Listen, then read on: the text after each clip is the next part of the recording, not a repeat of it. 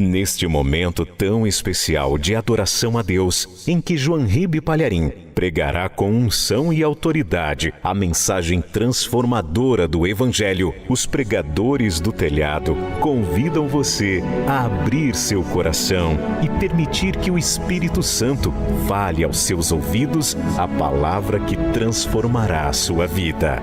Mensagem de hoje: o mediador da nova aliança.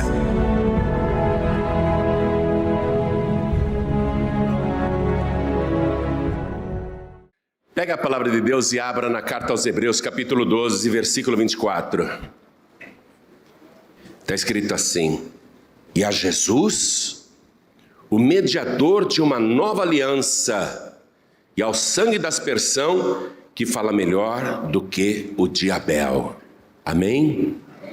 Vou ler de novo. E a Jesus, o mediador, está vendo que está com um M maiúsculo aí? O mediador de uma nova aliança, e ao sangue da aspersão, que fala melhor do que o de Abel. Abel sendo lembrado aqui, hein? Abel sendo lembrado aqui. Abel que não tinha pecado nenhum, que morreu, foi assassinado. O sangue de Abel sempre foi considerado um sangue excelente. Mas aqui a palavra está dizendo que o sangue de Jesus fala mais, fala melhor do que o sangue de Abel. Então agora eu leio e toda a igreja que está comigo aqui em São Paulo, na sede da Paz e Vida, repete em seguida. Vamos lá. E a Jesus, bem alto, e a Jesus, o mediador de uma nova aliança, e ao sangue da aspersão, que fala melhor do que o de Abel. Amém? Quem crê que Jesus derramou o seu sangue na cruz do Calvário?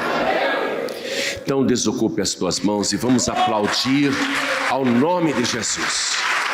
E enquanto você aplaude, abra a tua boca e diga glória ao teu nome, Senhor. Diga glória, glória, glória ao teu nome, Senhor. Vai aplaudindo e glorificando. Abre a boca, não tenha vergonha não. Diga glória, glória, glória.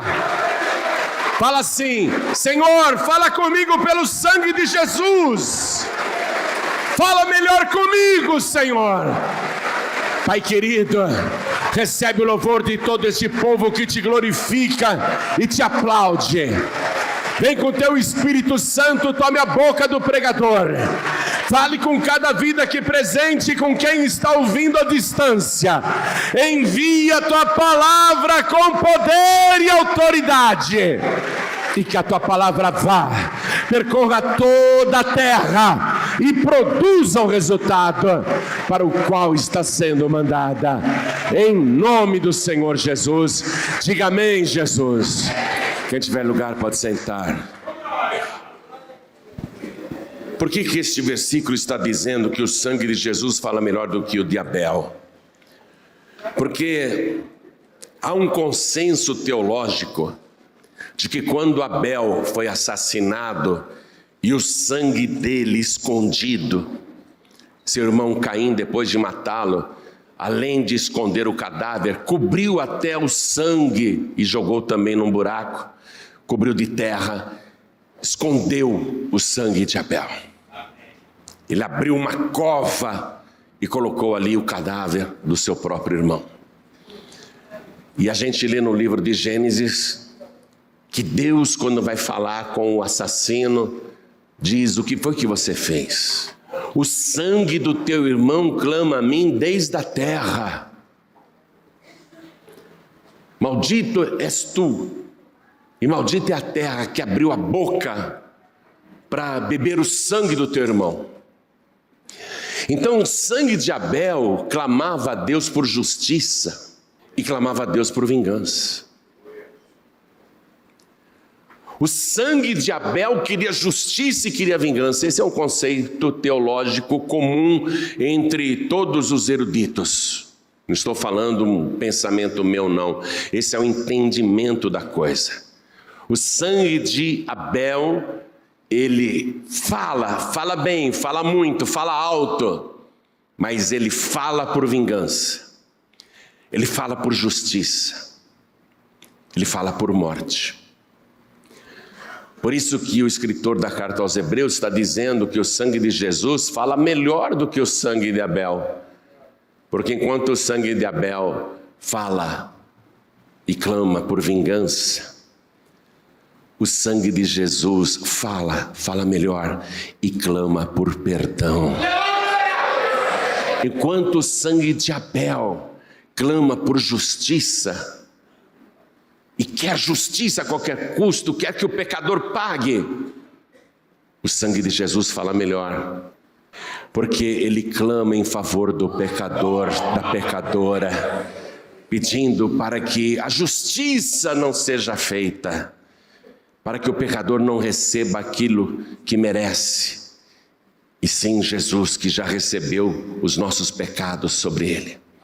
O sangue de Jesus, ele fala melhor do que o sangue de Abel por todos esses motivos. Mas aqui, o que chama atenção é que Jesus é o mediador de uma nova aliança. Essa nova aliança é que nós temos que entender a nova baseando-se na velha. Para a gente entender a nova, tem que entender a velha, porque se ele veio com uma nova aliança, como que era a velha? A velha aliança era assim. Deus queria salvar um povo na terra. Ele chamou o maior profeta daquela época, um profeta inigualável, um profeta tão extraordinário que Deus mesmo um dia vai dizer: se há profeta na terra, eu falo com ele através de sonhos e de visões. Não é assim com meu servo Moisés, com quem eu falo cara a cara. Então Moisés era um profeta extraordinário. Ele foi levado até o Monte Sinai por Deus, e Deus entregou para ele as tábuas da lei, explicou tudo o que queria para o povo dele ser salvo. E entre todas as coisas que Deus mandou Moisés fazer, havia a Arca da Aliança. Essa Arca da Aliança deveria conter dentro dela, além do maná, deveria conter as tábuas da lei, principalmente porque é uma aliança registrada e fundamentada na lei de Deus, uma aliança com o seu povo. E quando Deus mandou Moisés edificar o tabernáculo e constituir Arão, seu irmão, como sacerdote, e aos filhos também de Arão, e Arão era o irmão mais velho de Moisés, Deus fala assim: a Arca da Aliança tem que ser guardada no lugar mais sagrado do tabernáculo, no Santo dos Santos, e ninguém pode entrar ali o tempo todo, porque se alguém entrar ali o tempo todo, vai morrer. E só pode entrar ali, diante da minha aliança, com sangue nas mãos, consciente de que é um pecador, uma pecadora que precisou do perdão. O sacerdote, além de entrar ali para pedir o perdão pelos pecadores e pecadoras, ele vai ter que levar sangue pelos seus próprios pecados. Se o sacerdote entrar ali com pecado, ele morre, então ele tem que ter sangue. Ele não pode entrar ali a todo tempo. Você sim, Moisés, pode entrar a hora que quiser, aqui com você eu falo face a face, mas os outros não. E a Arca da minha aliança tem que ficar escondida no lugar mais sagrado e protegida por um véu grosso, para que ninguém cruze aquele véu, para que não morra, para que não pereça. Então a aliança antiga era baseada nisso, na lei de Deus, no temor do Senhor, e nesse princípio de que para entrar ali, somente com sangue, e não era qualquer sangue, tinha que ser de uma vítima pura, imaculada, sem defeito. E através daquela aliança, daquele lugar sagrado, através da arca, Deus falava, Deus aparecia. Então eu quero que você vá comigo no livro de Levítico, rapidinho, capítulo 16, versículo 2, para você entender esta velha aliança. Levítico, capítulo 16, versículo 2. Disse, pois, o Senhor a Moisés: dize a Arão, teu irmão, que não entre no santuário em todo o tempo, para dentro do véu, diante do propiciatório que está sobre a arca, para que não morra, porque eu apareço na nuvem sobre o propiciatório. Então, a arca era um baú grande e tinha uma tampa em cima. Essa tampa em cima que guardava lá dentro da arca as tábuas da lei e o maná. Essa tampa era chamada de propiciatório. Ela tinha 2 querubins que cobriam o rosto com suas asas. Não era possível idolatrar aqueles querubins porque eles não mostravam rosto nenhum, porque ninguém pode ver a face de Deus. Então, para entrar ali, tinha que ser com sangue, e o sangue tinha que ser aspergido sobre o propiciatório. Por que chamava propiciatório? Porque tornava o ser humano propício a Deus, favorável a Deus.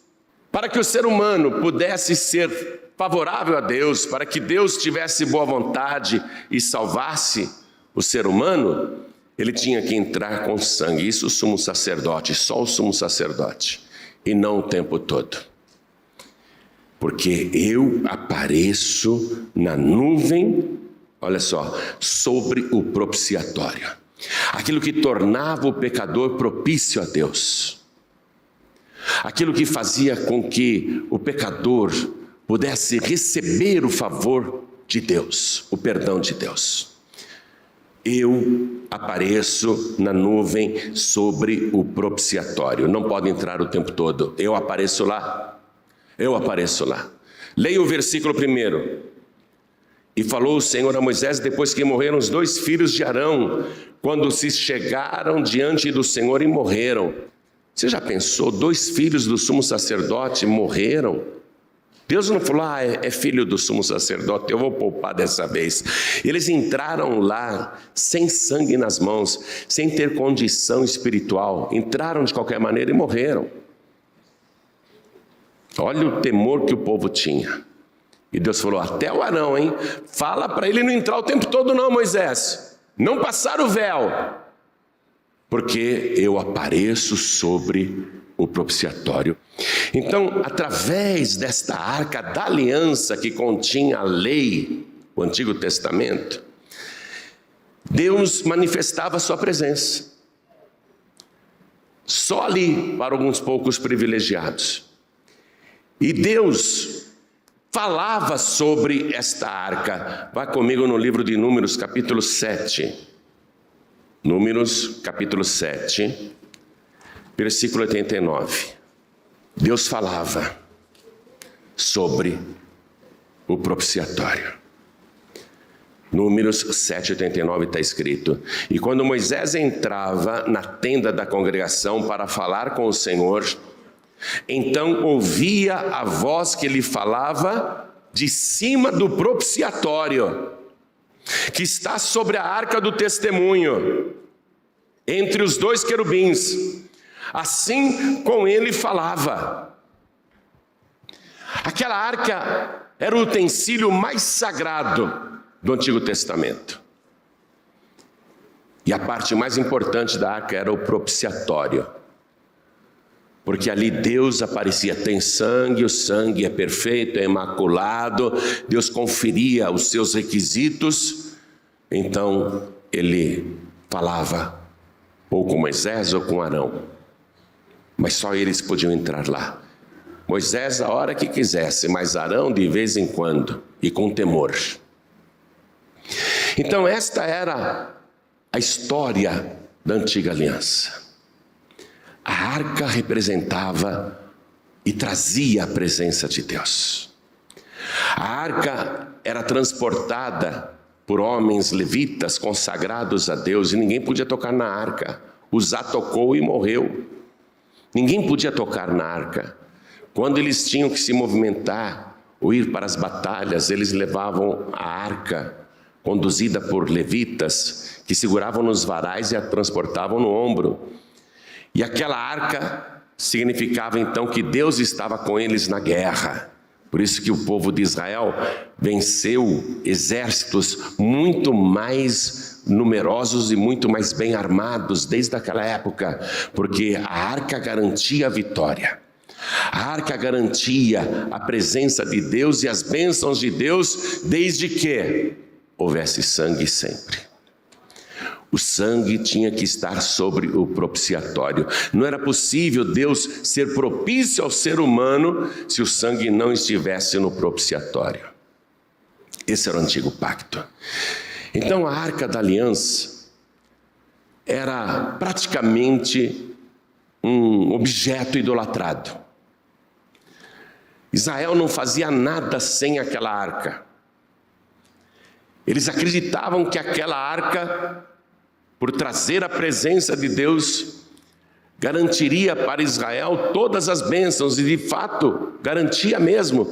Porém, quando o povo estava em pecado, quando o povo não tinha temor de Deus, não adiantava ter a arca no meio deles, porque Deus não se fazia propício para o seu povo. O povo está em pecado, o povo não tem temor, então Deus se ausentava. Ainda que eles carregassem a arca, eles perdiam a batalha. Os inimigos prevaleciam, e a arca foi inclusive tomada pelo exército dos filisteus e levada para o templo do deus Dagom. Quer dizer que só a arca em si não era a presença de Deus. Para que houvesse a presença de Deus, era necessário o pacto da lei e o sangue no propiciatório. O povo tinha que ter temor. E assim foi durante muito tempo. Quando Salomão construiu o seu templo, ele colocou aquela arca ali dentro. Agora a arca tem uma casa fixa, tem um lugar de repouso. A arca não fica mais em tendas, mas mesmo no templo de Salomão havia aquele lugar reservado, exclusivo, que era o Santo dos Santos. Continuava o ritual. O sacerdote não podia entrar ali o tempo todo, somente o sumo sacerdote, e com sangue nas mãos. Ele tinha que entrar com temor, com incensário, e ele tinha que aspergir o sangue no propiciatório. Deus olhava o sangue no propiciatório e se fazia propício aos filhos de Israel. Aí Deus falava, aí Deus orientava, aí Deus abençoava. Mas você sabe que mesmo depois, com o templo de Salomão construído, o povo de Israel caiu numa idolatria muito grande. O próprio rei Salomão, por causa das muitas esposas que tinha, para agradá-las, e elas eram estrangeiras, tinham as suas devoções particulares, os seus padroeiros e deuses particulares. Elas seduziram Salomão para que construísse em Israel templos para os seus deuses. E Salomão, querendo ficar bem com todo mundo, começou a agir politicamente, e para ficar bem também com as suas concubinas, começou a construir templos de deuses pagãos. Aí não adiantou mais nada ter a arca, não adiantou mais nada ter o templo, não adiantou mais nada aquele povo ser chamado o povo de Deus. Nabucodonosor veio e destruiu a cidade, queimou o templo de Salomão, destruiu tudo, e a arca desapareceu. A arca sumiu, nunca mais foi vista. O povo de Israel vai ficar centenas de anos sem a arca, sem a glória de Deus. Aí vem Neemias, reconstrói o templo, mas juntamente com Esdras é um templo muito, muito pobrezinho, perto do que era o templo de Salomão. E na época de Cristo surge o rei Herodes, e o rei Herodes, que era um grande arquiteto e amava construções, ele começa a ampliar o templo, construir o templo. Herodes o Grande, ele faz com que o templo de Israel, o templo de Jerusalém, volte a ser glorioso. Mas não tem a arca. O que significa isso? Não tem a presença de Deus. Não tem o propiciatório. Então Deus não é mais favorável ao seu povo.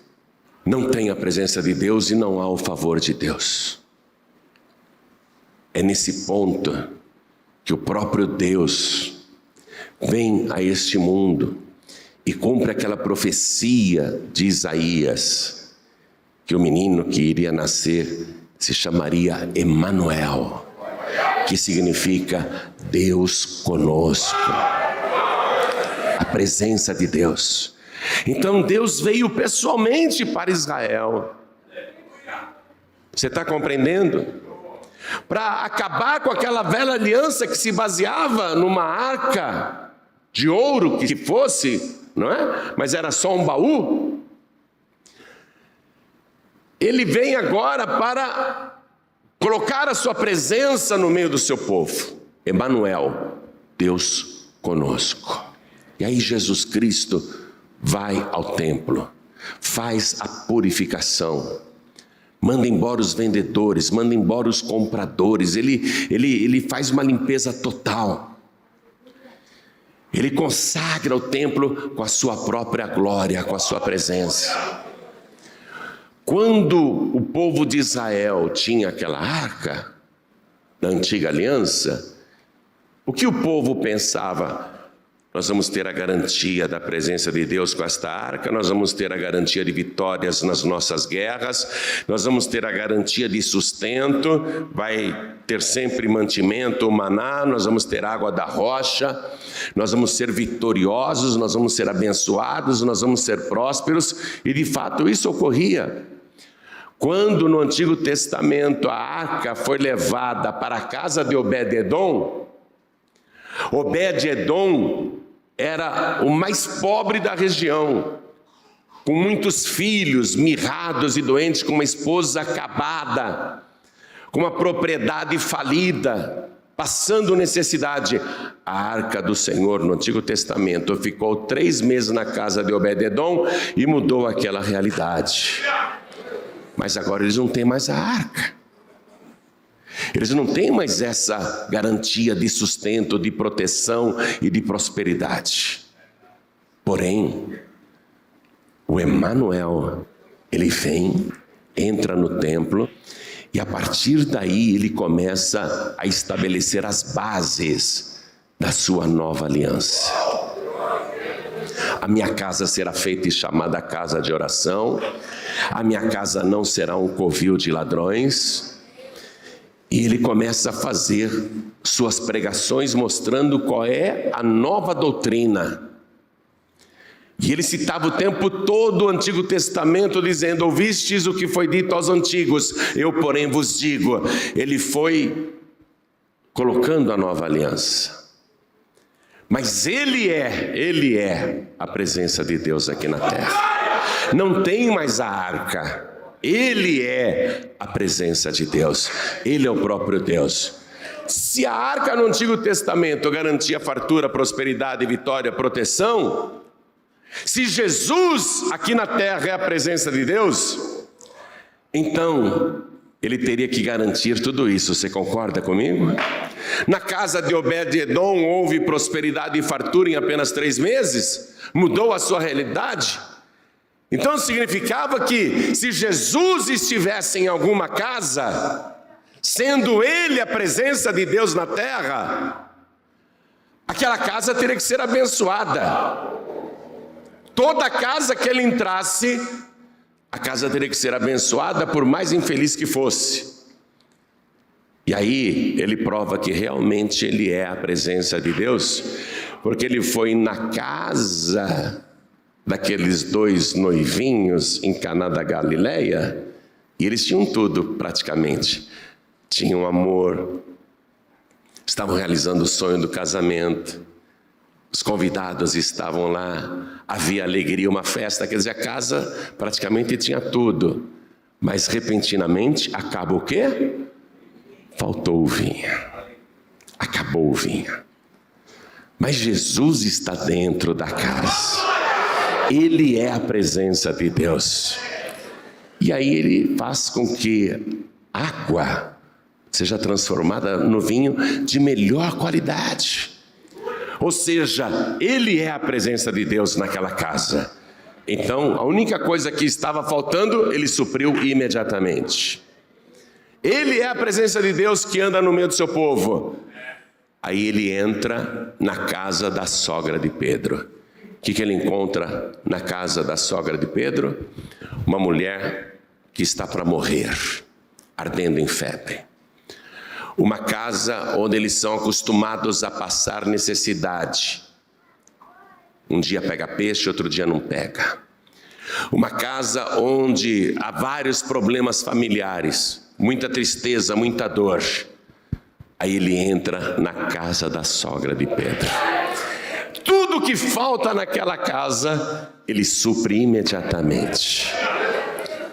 Levanta a mulher da cama, cura a sua enfermidade, abençoa aquela casa de uma tal maneira que nunca mais vai faltar comida, nunca mais vai faltar peixe, nunca mais vai faltar nada. E aquela casa se torna o lugar mais abençoado de Cafarnaum. Diariamente trazem no final do dia centenas e centenas de cegos, mancos, aleijados, ressecados, endemoniados, aflitos, desesperados, deprimidos, sofredores. E diz a palavra que de dentro da casa ele curou a todos. A presença de Deus começa a garantir tudo o que falta. Ele é a presença de Deus. Quando Jesus foi na casa de Simão o leproso, claro que ele não era mais leproso, porque Jesus o curou, mas ele era conhecido como Simão o leproso, porque o nome Simão era que nem o nome José aqui no Brasil, quase todo mundo se chamava Simão. Então, para distinguir de qual Simão eles estavam falando, eles diziam o leproso, só que Simão não era mais leproso, ele foi curado por Jesus. E Simão, o leproso, deu na casa dele um banquete para Jesus. Na casa de Simão, o leproso, tem tudo agora: saúde, fartura, comunhão. E Jesus está dentro da casa daquele homem. Mas falta uma coisa na casa de Simão, o leproso, que Jesus vai suprir. Porque entra uma mulher pecadora e começa a chorar nos pés de Jesus e enxugar com seus cabelos, e ela beija os pés do Senhor, e Jesus faz de conta que não tem ninguém nos pés dele. Continua na mesa conversando com todo mundo, e aquela mulher chorando, banhando os pés de Jesus com lágrimas, enxugando com seus cabelos. Aquela mulher está ali beijando os pés de Jesus, e Jesus faz de conta que não tem ninguém. E Simão, o leproso, precisava da palavra. O que faltava na casa dele era a palavra de Deus. Ele tinha saúde, ele tinha comunhão, ele tinha a presença do Senhor, ele tinha tudo, vida restaurada, mas ele não tinha a palavra. Ele não tinha misericórdia pela palavra. E ele, no seu íntimo, esse Simão leproso, ele até duvida de Jesus. Ele pensa, se esse Jesus fosse realmente um profeta, não deixaria essa mulher ficar beijando os pés dele. Porque eu sei que essa mulher é uma pecadora. Ele está pensando isso, desconfiado da santidade de Jesus. Se esse homem fosse realmente profeta, ele não permitiria isso, porque essa mulher que está beijando os seus pés é uma pecadora. Vê o que está faltando na casa de Simão? Misericórdia pela palavra, o conhecimento do coração de Deus. Ele julga o próprio Senhor. Se ele fosse profeta, ele está duvidando, ele foi curado por Jesus, mas ele está duvidando que Jesus realmente é um profeta. Falta para ele conhecimento de Deus, e o conhecimento vem pela palavra. Na casa dele faltava o quê? A palavra.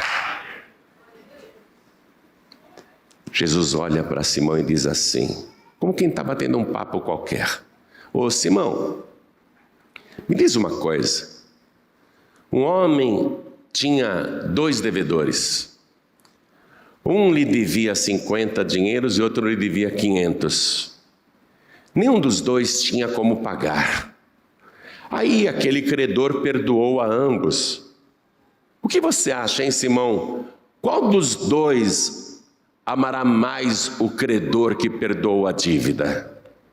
Aí o Simão pensa e diz assim: o que devia só 50 não está tão emocionado por ter uma dívida pequena perdoada, mas o que devia 500, esse estará mais agradecido. Eu penso, Senhor, que é aquele que mais devia. Aí Jesus diz: disseste bem. Você está vendo essa mulher aqui beijando os meus pés, Simão? Olha que palavra, gente. Olha essa mulher beijando os meus pés aqui, Simão. Eu entrei na sua casa, Simão. Você fez esse banquete aqui para mim, esse almoço. Mas olha só, eu vim da rua com os pés empoeirados. E você não me deu uma bacia com água para lavar os meus pés. E esta mulher, desde a hora que entrou, não cessa de lavar os meus pés, mas com as suas próprias lágrimas. E ela enxuga com seus próprios cabelos. Quando você me recebeu na porta, Simão, você ficou contente que eu cheguei na tua casa, mas você não me beijou. Você não me deu boas-vindas. Você não me deu um ósculo.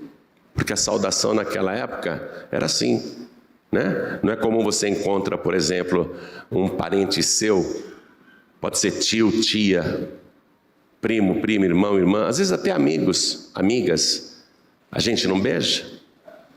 Não tem esse costume de dar um beijinho? No Rio são 2 beijinhos, em São Paulo é um só. A gente não tem esse costume? Naquela época também tinha o costume. Quando chegava um visitante, o dono da casa devia dar um ósculo, um beijo no visitante.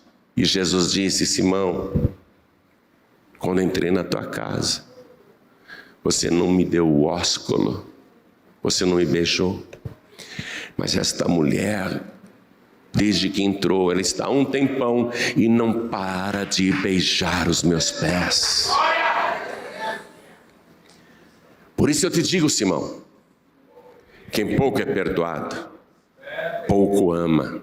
Quem muito é perdoado, muito ama. Então estava claro porque Simão leproso, que foi curado por Jesus, julgou o Senhor, porque ele amava pouco.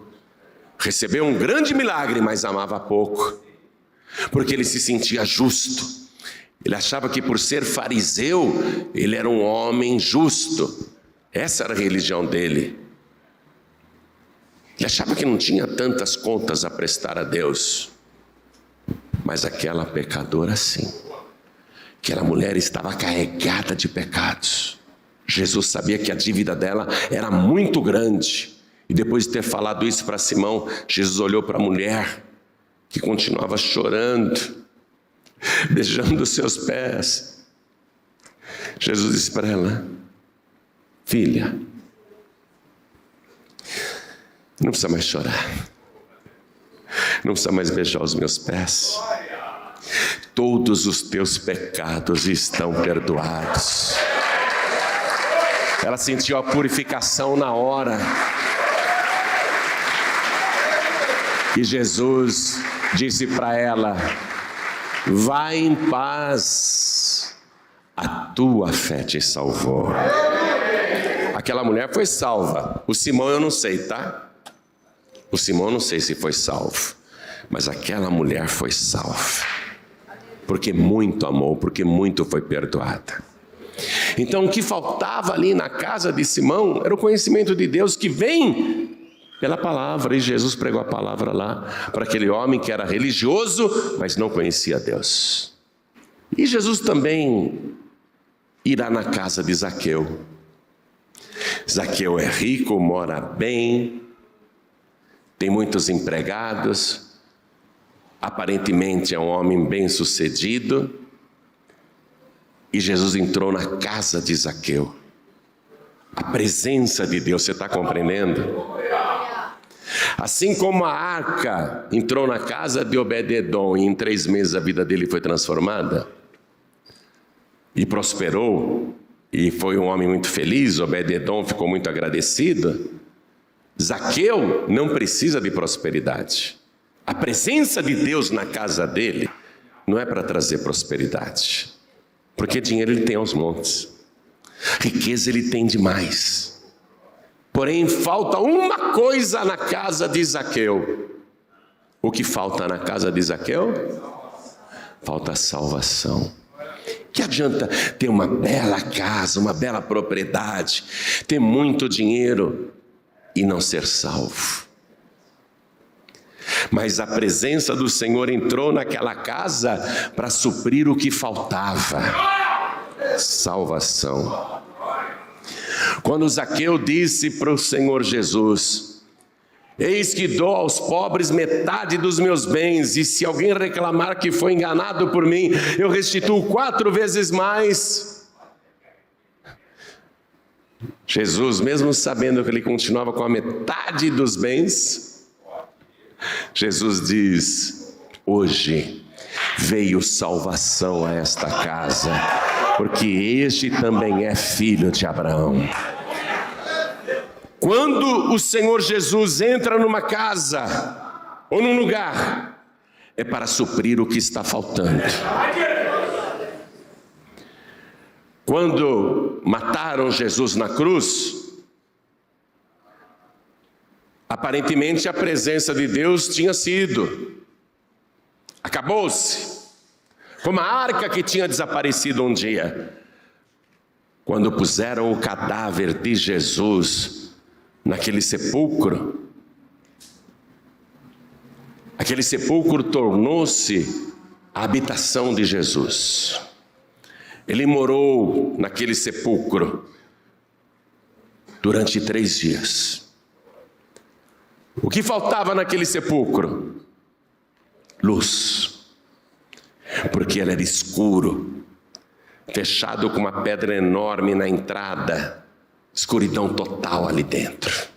Mas Jesus morou na escuridão. O que faltava naquele sepulcro? Alegria, porque ali só tinha tristeza, choro e lamentação. Quando levaram o cadáver de Jesus ali, as mulheres choravam muito, batiam no peito, todos estavam tristes. Só havia tristeza na última habitação de Jesus. O que faltava ali? Vida, porque a morte estava lá dentro. Evangelho de Mateus, capítulo 27, versículo 57, que fala sobre a sepultura de Jesus. E vinda já a tarde, chegou um homem rico de Arimateia, por nome José, que também era discípulo de Jesus. Este foi ter com Pilatos e pediu-lhe o corpo de Jesus. Então Pilatos mandou que o corpo lhe fosse dado. E José de Arimateia, tomando o corpo, envolveu-o num fino e limpo lençol e o pôs no seu sepulcro novo, que havia aberto em rocha. José de Arimateia, o homem rico, sabia que um dia iria morrer, e em vida ele mandou cavar um sepulcro numa montanha. Somente ricos faziam isso, porque os pobres colocavam seus cadáveres em grutas naturais, em cavernas naturais. Os ricos podiam mandar fazer um sepulcro bonito, colocar um leito no chão de mármore para o cadáver ser postado, deitado. Só os ricos tinham condição de mandar cavar o sepulcro numa montanha. Era uma kitnet funerária. Era uma casa, um sepulcro novo. José de Arimateia fez aquele sepulcro para ele mesmo. Mas quando ele viu Jesus morto, ele que admirava tanto Jesus e era um seguidor secreto, ele viu que Jesus era um defunto que não tinha sequer uma sepultura. E ele sentiu no coração: eu vou dar o meu jazigo, a minha sepultura, para esse cadáver. Depois eu faço outro para mim. Mas eu vou dar o sepulcro que eu cavei na montanha, eu vou dar para esse defunto que não tem sequer uma sepultura. Aí junto com Nicodemos, eles tiraram o cadáver da cruz, deram um banho, colocaram ervas aromáticas, como era o costume na época, e envolveram o defunto em lençóis limpos e finos. E ele colocou o cadáver de Jesus naquele sepulcro novo, que ele havia aberto em rocha. E rolando uma grande pedra para a porta do sepulcro, foi-se a última habitação de Jesus. A última casa que Jesus entrou aqui na terra. A última morada de Jesus. Quando a gente morre, lá no cemitério, preparam a nossa última morada, pelo menos para o nosso corpo, né? Está lá. Essa foi a última casa que Jesus morou. Mas não se esqueça, Ele é a presença de Deus. Ele é a glória de Deus aqui na terra. Ele é o Emanuel. Ele é o próprio Deus. Ele é Yeshua, o Deus Salvador, o Deus que salva. E onde Ele está, a situação tem que mudar. Onde Ele entra, onde Ele habita, a situação tem que mudar. E Ele está ali, sexta-feira, o final do dia, sábado o dia inteiro. Parece que a glória do Senhor foi embora, acabou-se. Mas não se esqueça, Ele é a presença de Deus. Dentro daquele sepulcro, sem vida, só escuridão. Só escuridão e morte. E de repente, um terremoto. E depois um clarão muito grande. E as trevas daquela última habitação desapareceram. O local ficou tão iluminado que era impossível até olhar diretamente. Uma luz muito forte. As trevas foram dissipadas. E a morte que havia naquela última habitação, foi substituída pela vida eterna de Jesus Cristo.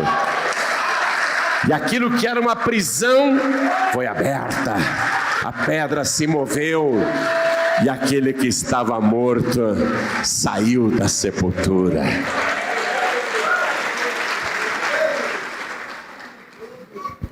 Jesus precisa estar na tua casa. Não a arca, mas Ele que traz com Ele a aspersão do seu sangue. Ele é o nosso propiciatório. É Ele que nos torna favoráveis, que faz com que Deus também nos seja favorável. É Ele, com seu sangue, a presença do Senhor, que supre todas as necessidades. Por isso ter dito, eu vim para que todos tenham vida e a tenham com abundância. A presença dEle garante que não vai faltar o pão de cada dia, que não vai faltar a água nem para o teu corpo, nem para a tua alma.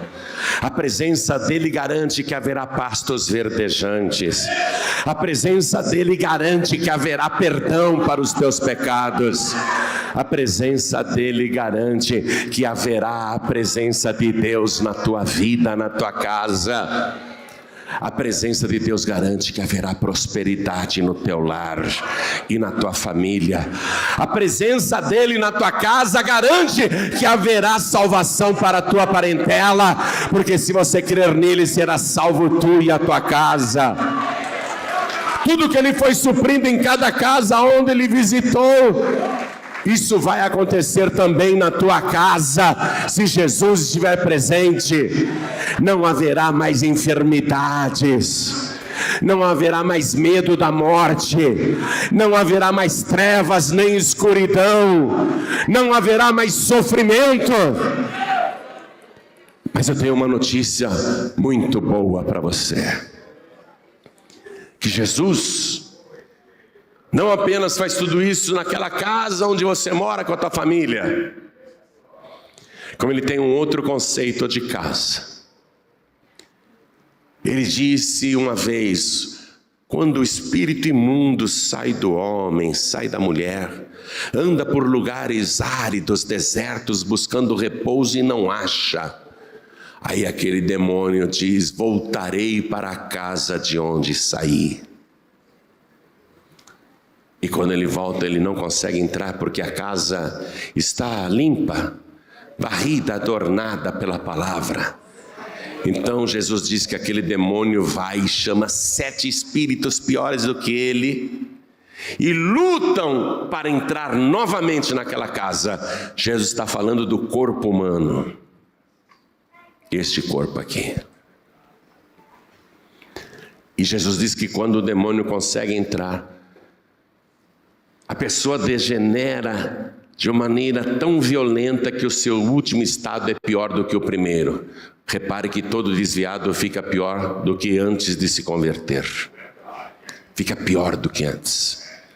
Porque o diabo entrou novamente na casa. O nosso corpo é a casa. Agora, a presença de Deus quer entrar na tua casa. Não apenas aquela casa onde você vive com a tua família. Esta casa aí, onde habita a tua alma e o teu espírito. Ele quer entrar aí. E ele diz em Apocalipse 3:20: eis que estou à porta e bato. Se alguém ouvir a minha voz e abrir a porta, eu entrarei em sua casa. E quando ele entra numa casa, o que é que ele faz? Ele supre toda a necessidade. Ele dá fartura, ele abençoa, ele dá paz. Então ele diz assim: se você abrir a porta, eu entrarei em sua casa e contigo cearei. Haverá um banquete de fartura dentro de você. Nunca mais vai te faltar nada, nem paz de espírito, nem saúde, nem prosperidade, nem alegria de viver. Pode dizer adeus para a depressão e para a tristeza, porque Ele vai encher esta tua casa de alegria da salvação. Ele vai suprir salvação dentro de você. Ele é a presença de Deus. A glória de Deus quer habitar em você. Você agora vai ser Obed-Edom. Diga: meu nome é Obed-Edom. Eu quero ser Obed-Edom. Vem cá, só por 3 meses? Se eu fosse Obed-Edom, quando o rei Davi mandou buscar a arca de volta, eu diria: daqui ninguém tira essa arca, só por cima do meu cadáver. Aí disseram: Obed-Edom, você pode ir junto. Ah, bom, então eu vou. Aí Obed-Edom, ó como ele prosperou. Ele morava antes num lugarzinho longe de Jerusalém, agora ele vai morar lá na cidade santa. Ele vai estar na presença de Deus o tempo todo. Vai se tornar um homem importante, um dos guardiães da arca. Então Obed-Edom, na verdade, não abriu mão da presença de Deus. Só que agora, a nova aliança substituiu a velha. Que bom que a arca sumiu da terra. Que bom que a arca de Moisés não está mais neste planeta. Eu te provo em Apocalipse que ela está no céu, a arca. Não foi destruída, nem está perdida. Apocalipse diz que um dia todos verão a arca descendo do céu. Que bom que a arca não está mais aqui nesse planeta.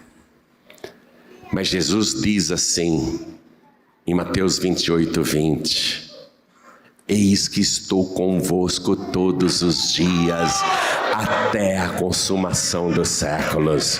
A arca não está na terra, mas Jesus está. E Ele está aqui. Ele está aqui no nosso meio. A presença de Deus aqui no nosso meio. Onde estiverem 2 ou 3 reunidos em meu nome, aí estou eu no meio deles. Ele está aqui. Mas Ele não quer só estar no meio. Ele quer estar dentro. Você, com a presença dele dentro de você, tem banquete, tem fartura, tem saúde, tem paz, tem alegria de viver, tem a luz do mundo e tem a salvação eterna. Quem tiver Jesus dentro dessa casa, tem tudo, nada te faltará. Ele será o teu pastor, nada te faltará. Vamos ficar todos de pé.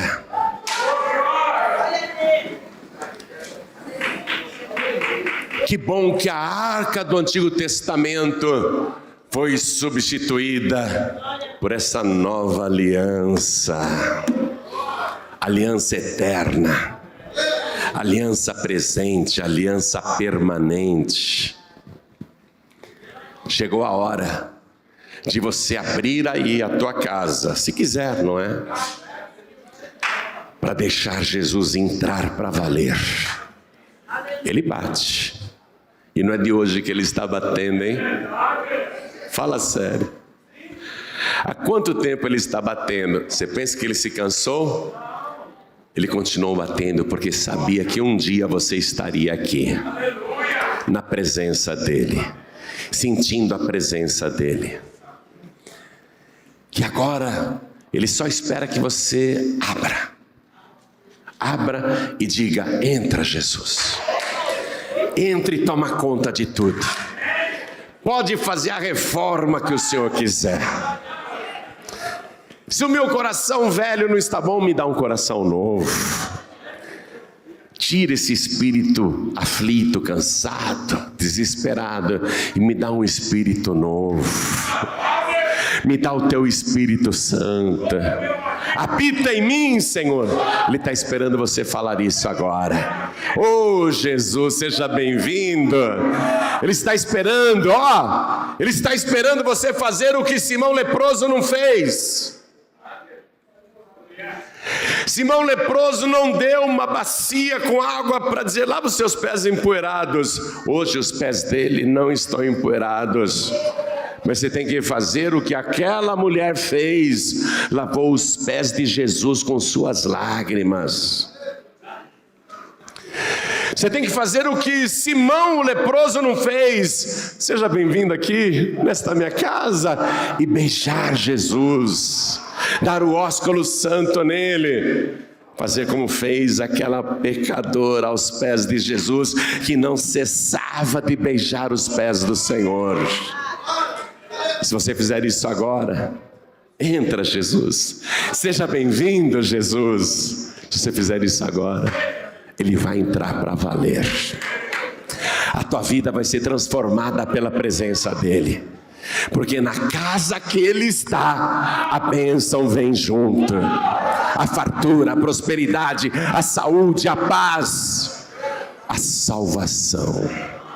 A salvação. Eu pergunto: quem aqui quer receber Jesus como único, suficiente, exclusivo e eterno Salvador e fazer da tua morada a morada de Jesus? Você dizer para Jesus: Senhor, eu não quero que o Senhor fique só 3 dias aqui como o Senhor ficou lá naquele sepulcro. Eu não quero que o Senhor fique só 3 meses em mim. Eu quero que o Senhor fique até o fim. Até o fim. Quem quer entregar a vida para Jesus agora e chamar Jesus para entrar, ergue a mão direita assim bem alta, e todos que ergueram as mãos saiam dos seus lugares e venham aqui para frente. Vem para cá. Ele vai entrar. Se você abrir a porta, Ele vai entrar. Se você ouviu a voz dEle e abrir agora o teu coração, Ele vai entrar. E aonde Ele está, saúde, paz, alegria de viver, prosperidade e salvação. Ele vai te dizer hoje o que ele falou para aquela pecadora arrependida: a tua fé te salvou. Ele vai dizer para você: pode voltar em paz para a tua casa. Vem, vem, vem, vamos aplaudir mais. Vamos aplaudir mais por cada vida que está chegando. O teu corpo tem que ser o templo do Espírito Santo, e não a morada de Satanás. Se você está afastado, afastada, eu não tenho dúvida nenhuma que os demônios estão lutando para tomar conta. E se eles tomarem conta total, triste será o teu final. Filho pródigo e filha pródiga, até quando você vai ficar fora da casa do Pai? Até quando você vai estar neste mundo dando oportunidade para o diabo te matar? Para o diabo entrar e fazer a arruaça que ele quiser com você? Filho pródigo, filha pródiga, pensa que ele parou de te amar? Pensa que ele se esqueceu de você? Ele só está batendo e dizendo: deixa eu entrar de novo. Eu fiquei do lado de fora, mas nunca te abandonei. Por onde você foi, eu também fui. Você andou por lugares que eu não gostaria, mas eu fui para te proteger. Sempre do lado de fora, sempre do lado de fora. Mas ouve a minha voz agora, filho pródigo, ouve a minha voz, filha pródiga: deixa eu entrar de novo, deixa eu entrar outra vez. Vem, filho pródigo, você quer deixar ele entrar outra vez? Vem, filha pródiga, sai do teu lugar, vem, isso, vem, vamos aplaudir, vem. Fala: entra, Senhor, entra, entra, e tira todo o demônio que tentou entrar. Tira toda a perturbação que tentou me possuir. Vem para cá, Ele vai te libertar dos vícios. Se voltou a se viciar, Ele vai te livrar. Se voltou a fazer coisas erradas, Ele vai te perdoar. Vem, filho pródigo, vem, filha pródiga. E eu vou dizer uma coisa para você. Eu sei que toda vez que eu entro na presença dEle, Deus me vê de maneira favorável. Deus olha para mim e me favorece, por causa do sangue que Jesus aspergiu sobre mim. Olha, entenda isso. Olha para mim, cada pessoa. Olha para você mesmo, entenda isso. Hoje, você é a arca da aliança. O teu corpo é a arca da aliança. Hoje a nova lei está dentro de você. A presença dele está dentro de você. Por que agora Deus me olha e me vê de maneira favorável? Porque a tampa aqui, a tampa dessa arca está aspergida com o sangue de Jesus. Deus olha para mim e vê o sangue de Jesus, o sangue da nova aliança, aspergido sobre mim. Por isso que eu sou Obed-Edom. Eu sou Obed-Edom. Hoje você vai ser Obed-Edom. Você vai ser o lugar da morada do Deus Altíssimo. A presença de Deus vai ser permanente na tua vida. Pastor João Ribeiro, eu quero voltar a sentir com certeza a presença do Senhor. Eu quero ter a certeza de que Deus me vê de maneira favorável. Eu quero agora ser aspergido pelo sangue de Jesus. Eu quero uma renovação na minha alegria da salvação. Eu quero uma renovação na minha fé. Eu quero receber virtude e poder. Então vem aqui para frente em nome de Jesus. Você que está desejando demais isso. Você que quer mais da presença de Deus. Você que quer se livrar de todo sentimento de culpa, toda acusação de Satanás, vem aqui para frente, porque o sangue de Jesus vai fazer você favorável a Deus, vai te tornar propício a Deus. Vem para cá. Quero falar com você que está assistindo essa mensagem pela TV, ou pelo YouTube, Facebook. Você entendeu, não é? Ele quer entrar aí, Ele quer entrar aí agora. Não só nessa casa onde você me assiste. Não só nesse lugar onde você está assistindo essa mensagem. Ele quer entrar aí, ó, nessa casa de carne e ossos. Deixa Ele entrar. Fala, eu quero, Senhor. Eu te recebo agora como meu único, suficiente, exclusivo e eterno Salvador. Ótimo, então se ajoelhe ao lado do teu televisor ou do seu computador.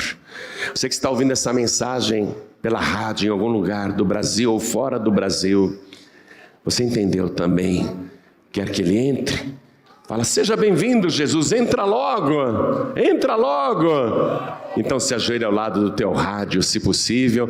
E se não é possível para você se ajoelhar, porque está em trânsito ou num lugar difícil, ou está sem condições de se ajoelhar nesse momento, coloque a mão direita sobre o teu coração, que nós vamos orar. E todos que vieram para frente, se ajoelhem comigo. Você agora é como aquele lugar onde a palavra era guardada e onde ficava o sangue sobre o propiciatório. A palavra de Deus agora vai ficar guardada no teu coração. E o sangue de Jesus vai estar sobre a tua vida. E Deus vai te olhar de maneira favorável. E a partir de hoje Deus vai falar com você. É como se você fosse a arca da aliança. Agora você é a arca desta aliança. Não por 3 meses, mas para sempre. Então com a mão direita sobre o teu coração, ore assim comigo. Meu Deus e meu Pai, eu aprendi que aonde o Senhor entra, as trevas desaparecem, a tua luz passa a brilhar, a morte dá lugar à vida, e aquilo que faltava é suprido generosamente.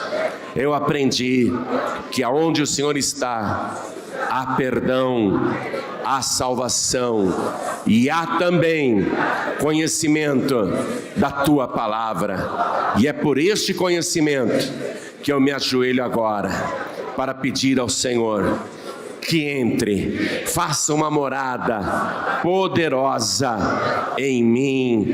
Entra agora e faça em mim, e faça dentro de mim o que o Senhor quiser. O que o Senhor quiser mudar, pode mudar.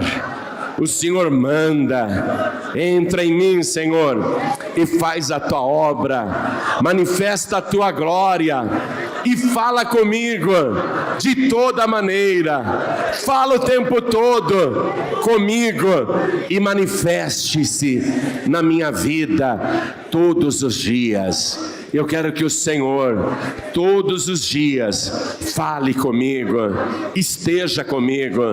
E eu tenho esse direito, porque o sangue de Jesus está aspergido sobre a minha vida. A partir de agora, por causa do sangue do Senhor Jesus, eu estou na nova aliança. As coisas velhas já passaram, faça tudo novo na minha vida.